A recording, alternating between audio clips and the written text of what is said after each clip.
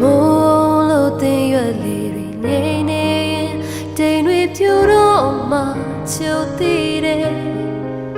ဝါဆိုရီသိတိရမိပုံမြတ်တို့ရောက်ရှိကြမှာချင်းညာကငွေမုံငွေစားတွေရွာတော့ခွဲဝါဆိုရီသိတိရမိတိုင်းရှိခွင့်မညှို့ဆိုင်ကမ